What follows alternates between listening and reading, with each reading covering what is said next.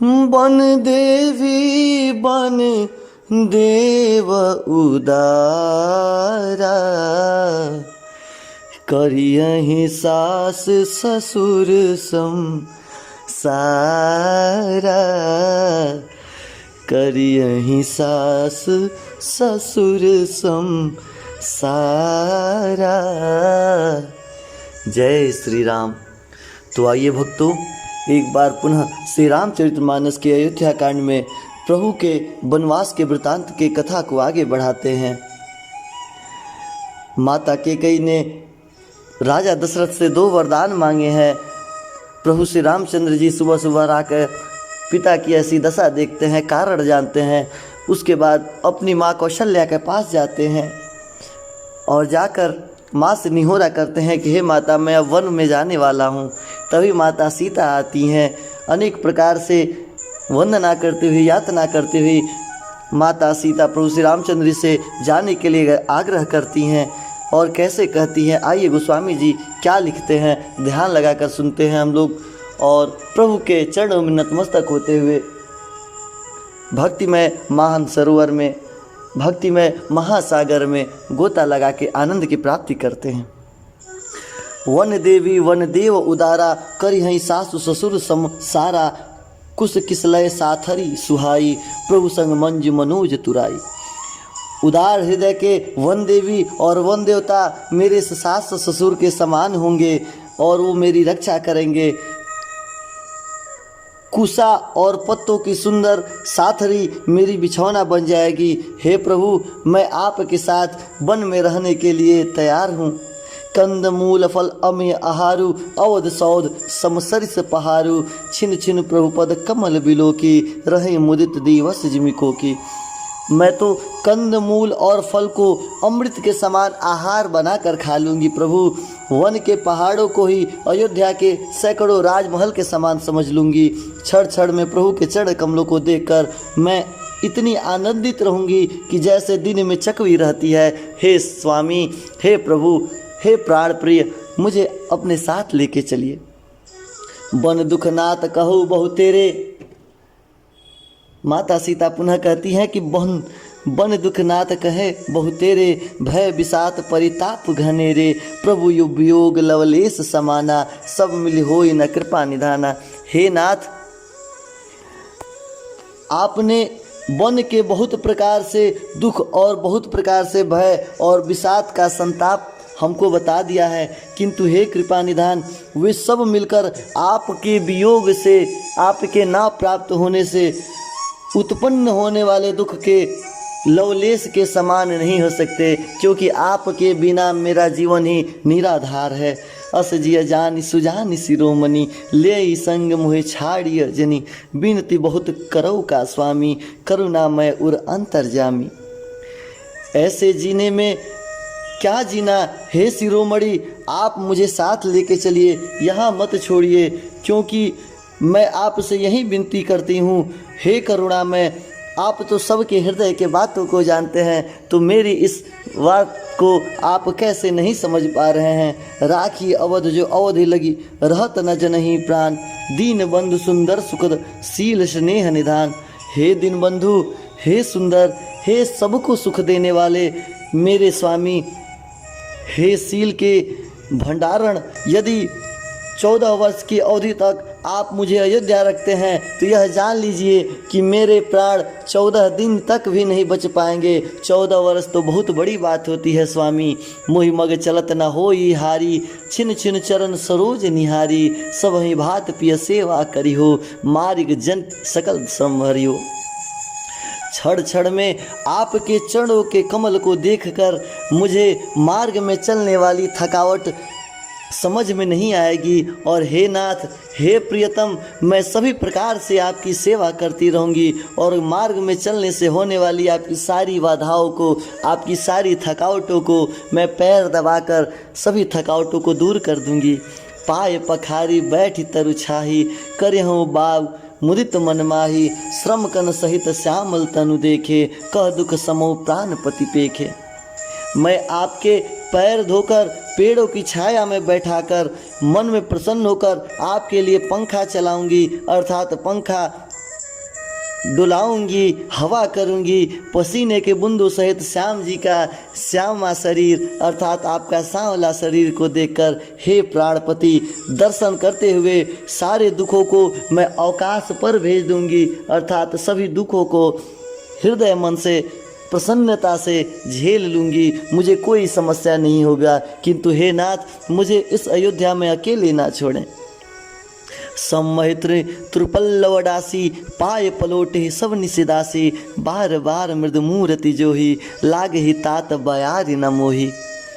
समतल भूमि पर घास और पेड़ों के पत्ते बिछाकर यह दासी रात भर आपके चरणों के दर्द को निवारने हेतु चरण दबाएगी। बार बार आपकी कोमल मूर्ति को देखकर मुझको गर्म हवा भी ना लगेगी। हे प्रभु आप मुझे अपने साथ ले चलिए। को प्रभु संग मोहि चित निहारा सिग बधूहि जिम संसक सियारा मैं सुकुमारी नाथ बन जोगू तुम ही उचित तप मो कहु भोगू।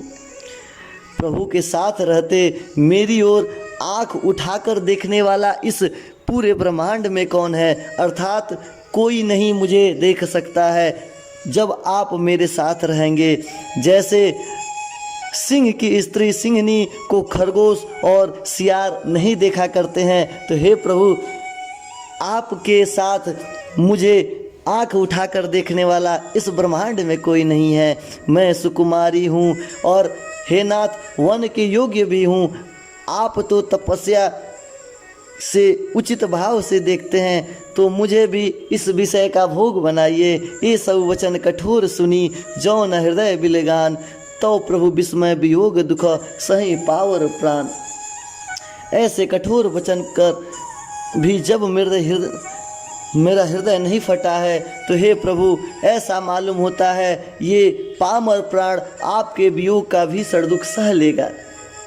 माता सीता के ऐसे ऐसे वचन जो कि व्याकुलता से निकल रहे थे प्रभु श्री रामचंद्र जी सोच में पड़ गए और शांति के साथ एकटक खड़े होके माता सीता के तरफ देख रहे हैं। बाबा आगे लिखते हैं कि अस कहिसी विकल भई भारी बचन वियोग न सकी संभारी देखी दशा रघुपति जी अजाना हटि राखे नहीं राख ही प्राण। ऐसा कहकर सीता जी बहुत ही व्याकुल हो जाती हैं। वे वचन के वियोग भी संभाल नहीं सक पा रही हैं अर्थात शरीर से वियोग की बात तो अलग रही है वचन से भी उनके वियोग झलक रहा है। उनकी यह दशा देखकर श्री रघुनाथ जी ने उन्हें जान लिया है और हृदयपूर्वक इन्हें यहाँ रखने से प्राणों को न रखेंगी ऐसा सोचने लगे हैं। कहें कृपाल भान कुल ना था परिहरि सोच चलहु बनसा था नहीं विषाद कर अवसर आजू बेगी करहु बन गवन समाजू। तब कृपालु सूर्य कुल के स्वामी श्री रामचंद्र जी ने कहा कि सोच छोड़कर मेरे साथ वन को चलो, आज विषाद करने का अवसर नहीं है, तुरंत वन गमन की तैयारी करो। कहि प्रिय वचन प्रिया समुझाई लगे मातुपद आशीष पाई बेगी प्रजा दुख मेटब आई जननी निठुर बिसरी जनी जाई। श्री रामचंद्र जी ने प्रिय वचन कहकर प्रियतमा सीता जी को समझाया है, फिर माता के पैरों को छूकर आशीर्वाद प्राप्त किया है। माता ने कहा कि बेटा जल्दी जाओ और जल्दी लौटकर प्रजा के दुख को मिटाने हेतु और यह निठुर माता को प्रेम सहित जीवन पार लगाने हेतु जल्दी से आना पुत्र, हमें भूल न जाना। फिर ही दशा विधि बहुरी की मोरी देखहु नयन मनोहर जोरी सुदिन सुघरि ताता कब होई जनन जियत बदन बिच जोही। हे विधाता क्या मेरी दशा फिर पलटेगी? क्या मैं अपने नेत्रों से इस मनोहर जोड़ी को पुनः देख पाऊंगी या इस 14 वर्ष में अपने पुत्र के वियोग में मेरा प्राण चला जाएगा? ऐसी बातें सोचते सोचते माता कौशल्या की आंखों में अश्रु आ जाते हैं। माँ कहती हैं कि हे पुत्र, यह सुंदर दिन और शुभ घड़ी कब आएगी जब तुम्हारी जननी जीते जी तुम्हारा चांद सा मुखड़ा पुनः देख पाएगी। बहुरी बख्श कही लाल कही रघुपति रघुबर तात कबही बोलाई लगाए हिय हर्ष निरखहु गात। हे तात, हे वत्स, हे लाल, मेरे रघुपति, मेरे रघुबर, मैं कब तुमको पुनः ऐसे हृदय से लगाऊंगी और कब हर्षित होकर तुम्हारे सभी अंगों को देखूंगी। ऐसे कहती हुई माता कौशल्या के आंखों में, नेत्रों में जल भर जाता है। माता रुदन करने लगती हैं, विलाप करने लगती हैं। और ऐसा घड़ी भयावह पूरे ब्रह्मांड में सभी नर नारी दुख के घंघोर बादल में छाए हुए हैं। लख स्नेह कातरी महतारी, बचन न आव बिकल भई भारी। राम प्रबोध किन्ह विधि नाना, समो स्नेह न जाई बखाना। यह देखकर कि माता स्नेह के मारे अधीर हो रही हैं, विलाप करने लगी हैं और इतना अधिक व्याकुल हो गई हैं, उनके मुंह से वचन नहीं निकल रहा है। ऐसा देखते ही श्री रामचंद्र जी ने अनेक प्रकार से माता को समझाने लगे हैं। वह समय और स्नेह वर्णन नहीं किया जा सकता है। किस प्रकार प्रभु श्री रामचंद्र जी माता कौशल्या को समझाते हैं। पूरे ब्रह्मांड के नर नारी, अयोध्या के नगरवासी चिंता के नौका, जीवन रूपी नौका को चिंता के समुद्र में लेके जाके रुके हुए हैं। तब जानकी सास पग लागी, सुनिय माया मैं परम अभागी। सेवा समय दैव बन दिन्हा, मोर मनोरथ सफल न किन्हा। तब जानकी जी सास के पाँव लग जाती हैं, अर्थात पैर छूती हैं और बोलती हैं कि हे माता सुनिए, मैं बड़ी ही अभागिन हूँ। आपकी सेवा करने के समय देव ने मुझे वनवास दे दिया है, मेरा मनोरथ सफल नहीं किया है। हे माँ, जल्दी से ऐसा शुभ घड़ी आए कि मेरे स्वामी जल्दी से जल्दी वन गमन करके 14 वर्ष पूरा करके पुनः आपके पास आए और पुनः मुझे माता के चरणों में जगह मिल जाए। तो जब छोभु जन छाड़िए छोहु, करस कठिन कछु दोष न मोहु। सुनिए से वचन सास अकुलानी, दशा कौन विधि कहो बखानी।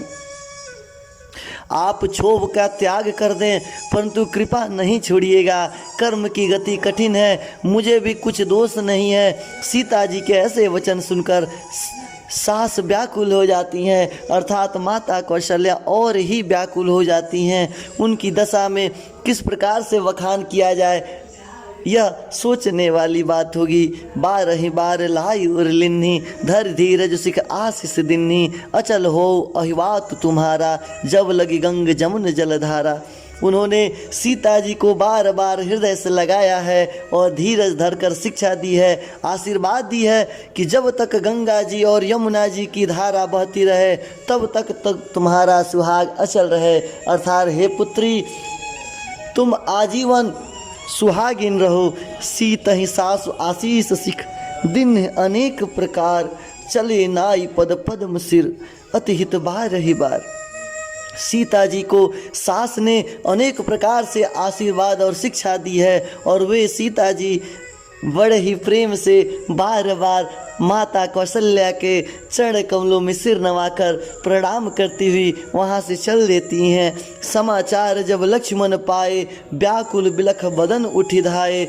कंप पुलक तब नयन सनीरा, गहे चरण अति प्रेम आधीरा।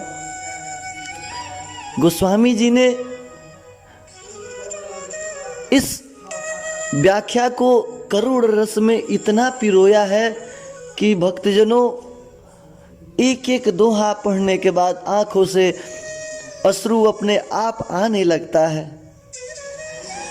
बाबा लिखते हैं कि समाचार जब लक्ष्मण पाए, व्याकुल बिलख बदन उठी धाये।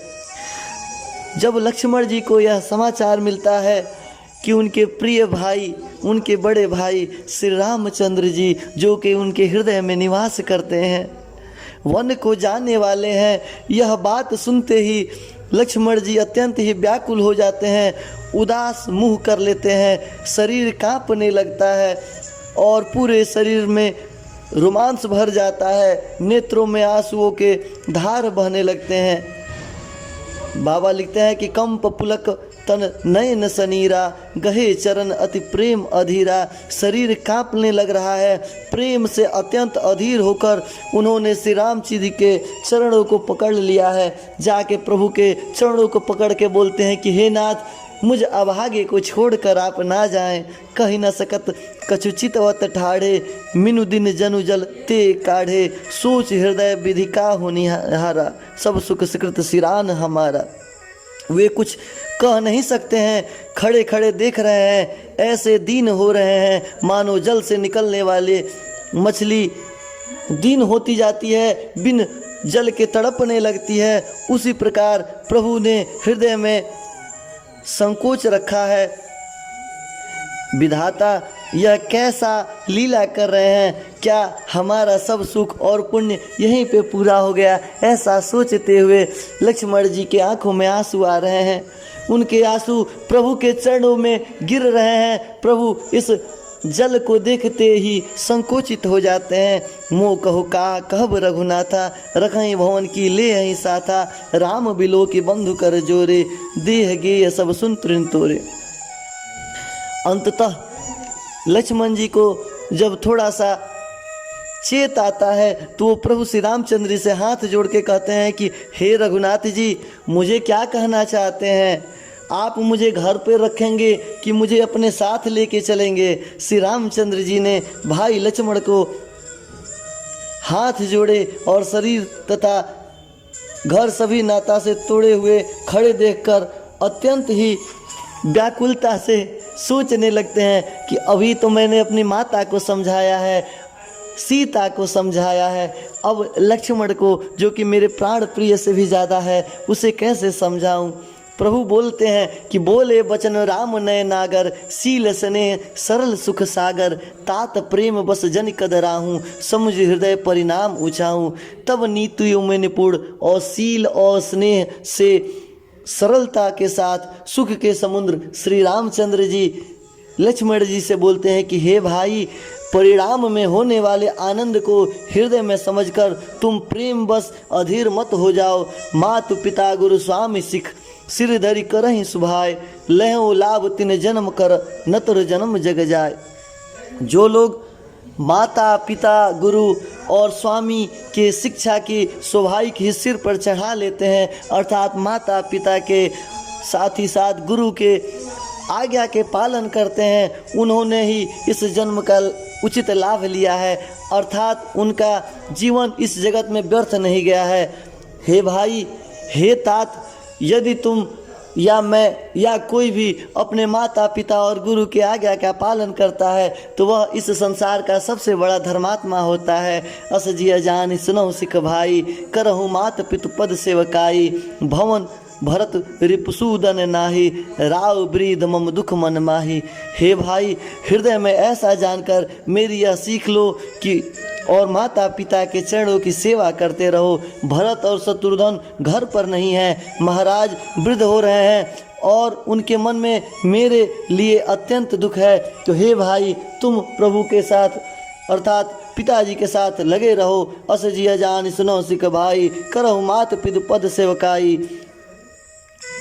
हे भाई, हृदय में ऐसा मेरा सीख रख लो और माता पिता के चरणों में सेवा करते रहो। मैं बन जाऊं तुम्हें लही साथा, होई समय विद अवध अनाथा। गुरु पितु मात प्रजा परिवारु, सब कहूँ परई दुसह दुख भारू। इस अवस्था में मैं तुमको साथ लेकर अगर वन में जाता हूँ तो हे भाई, इस अयोध्या को कौन संभालेगा? यह अयोध्या तो पूरी तरह से अनाथ हो जाएगी। गुरुजी, पिताजी, माताजी, साथ ही साथ संपूर्ण परिवार, पूरे प्रजा, सभी पर दुख का पहाड़ एक साथ टूट जाएगा। तो हे भाई, मेरे वन जाने के बाद तुम माता पिता की सेवा करना और साथ ही साथ अपने दोनों भाई शत्रुघ्न और भरत का भी ख्याल रखना, क्योंकि माता पिता और गुरु का आज्ञा का पालन करने वाला ही सबसे बड़ा धर्मात्मा होता है। रहूं करऊं सब कर परितोषु, न तरुतात होई बड़ दोषु। जासु राज प्रिय प्रजा दुखारी, सो नृप अवश्य नरक अधिकारी।